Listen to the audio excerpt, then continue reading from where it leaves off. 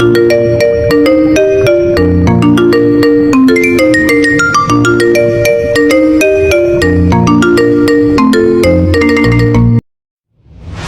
Sobat Bahari, Indonesia adalah negara dengan kekayaan lautnya yang sangat luas dan terbesar di dunia, menyimpan berbagai keragaman satwa laut yang beraneka ragam, dan juga menyimpan keindahan surga bawah air yang memikat para penyelam dari seluruh dunia.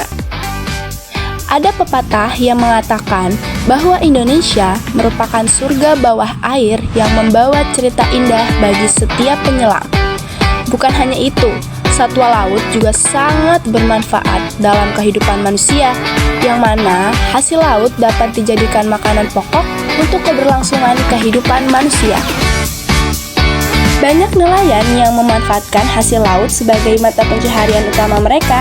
Ada yang diolah, ada yang dibudidayakan, ada juga yang dijual langsung ke pasar-pasar tradisional maupun modern. Berikut kita simak rangkaian video hasil survei saya. Muara Angke. Muara Angke terletak di bagian utara Jakarta, tepatnya di Kelurahan Kapuk Muara, Kecamatan Penjaringan, Jakarta Utara.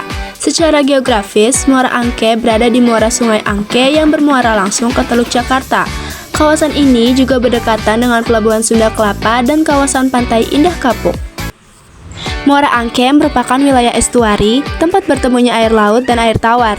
Ini menjadikan kondisi air di sini sangat dinamis, baik dari segi salinitas, suhu, hingga kandungan nutrien.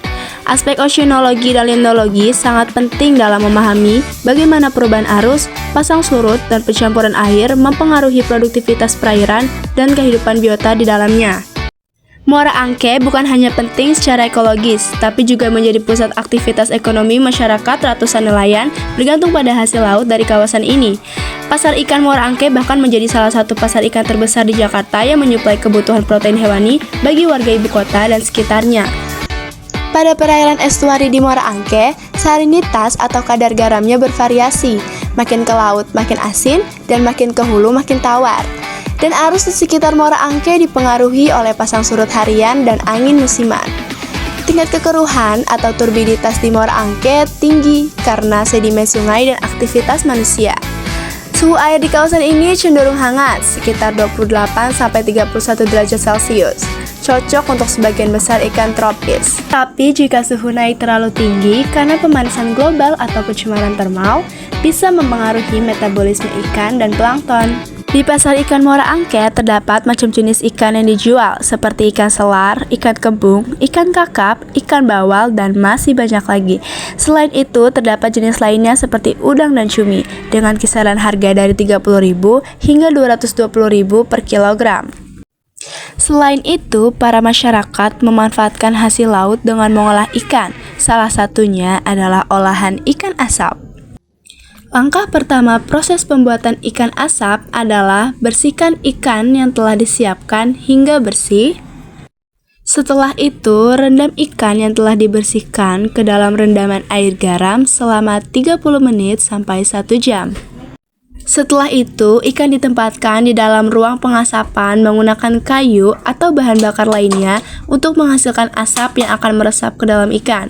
Proses pengasapan ini memakan waktu 2-4 jam lamanya. Ikan yang telah melalui proses pengasapan kemudian dikemas dalam wadah dan siap untuk dipasarkan. Selanjutnya adalah budidaya ikan lele, di mana ikan dirawat dari ukuran 7-9 cm, lalu diberi pakan dan dipanen selama 3 bulan lamanya. Ikan-ikan yang telah siap panen kemudian dijual ke para pengepul.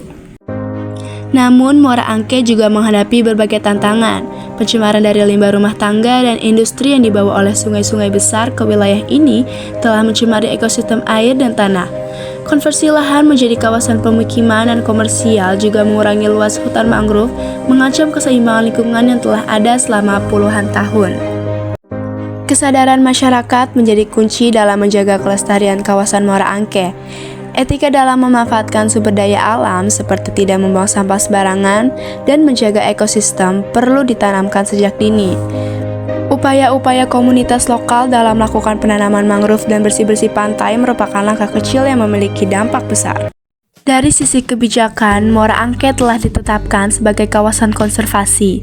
Namun, implementasi di lapangan masih sering kali terkendala oleh lemahnya pengawasan dan kurangnya koordinasi antar instansi.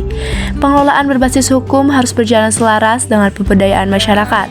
Regulasi harus ditegakkan namun tetap mempertimbangkan kesejahteraan sosial dan keberlanjutan lingkungan.